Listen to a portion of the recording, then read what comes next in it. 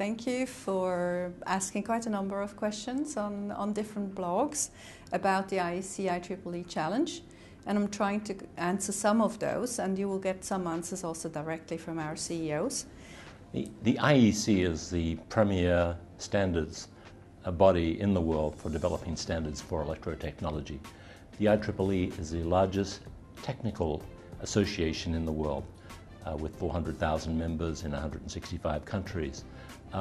We are probably potentially the two most influential organizations in the area of electrotechnology in the world, and we're coming together here to bring forward a challenge for those academics who want to see how we can impact society, or how we have impacted society in the past, and how we can do a better job in the future.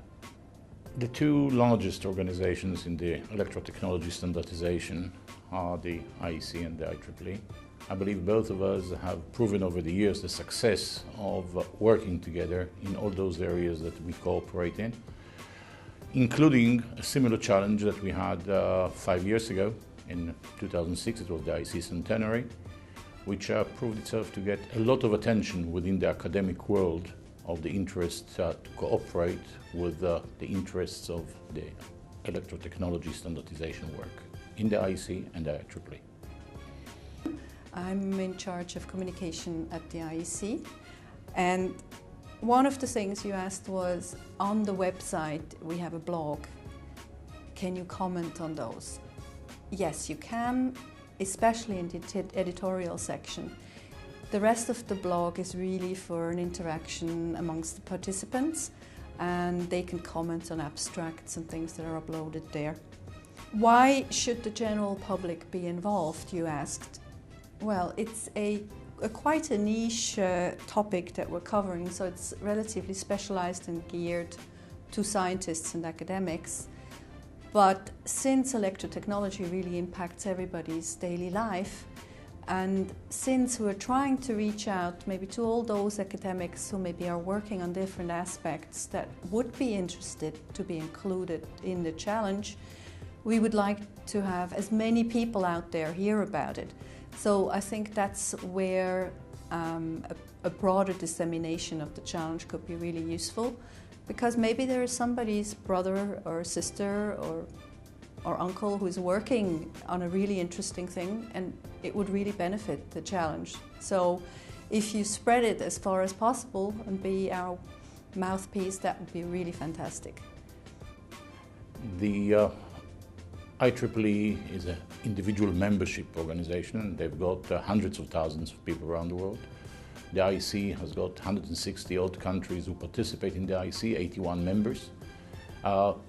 So the issue is not only countries, the issue is the interested parties to use the standards to make sure that those standards are benefiting the environment, the society, the safety, the regulators' needs, and mainly the industrial production and manufacturing and design in trying to save costs and make the most efficient products for the users. The question is the impact on the general public. I can't think of an area which should have more interest than the impact of electrotechnology. It impacts us in everyday life. When we first turn on the lights in the morning, to whenever we switch on our computers, we brew a cup of coffee, we open a door, we start a car, everything we do in electrotechnology impacts our day-to-day life. And the future is a very exciting future. We have activities like smart grid coming along, where the entire grid will be automated and integrated in new and exciting ways, and the IEEE and the IEC are working together to make sure that that's a reality in the next few decades. You asked us, how can bloggers get involved? Well, again, if you can help us spread the word to reach the many scientists and academics out there who might be interested in participating in the challenge and who actually have something interesting to contribute, that might just make the challenge much more interesting. So yes, it would be really great if you could reach out to communities out there. You asked if you're going to have access to submitted ideas. Yes, you're going to have access because every abstract that is uploaded on the website will be openly accessible, so you can look at it and you can comment it. Full publications will be opened after the ceremony in October 2012, the award ceremony in Oslo. And if the author has given permission that the full publication will be visible, well, then you can look also at the full publication. After the publication, after the award ceremony, the IEC and IEEE are going to put together a commemorative publication that will be sent out and put to the disposal of the roughly 500,000 members of the two organizations. It will also be shared online and it will be sent out to select media around the world with a recommendation to spread it further. So I think it should be a really interesting platform for lots of academics to publish on there. It is a two-way road, really. You have the issue of influencing the IEC and the IEEE with the ideas and concepts that are developed in the academic world.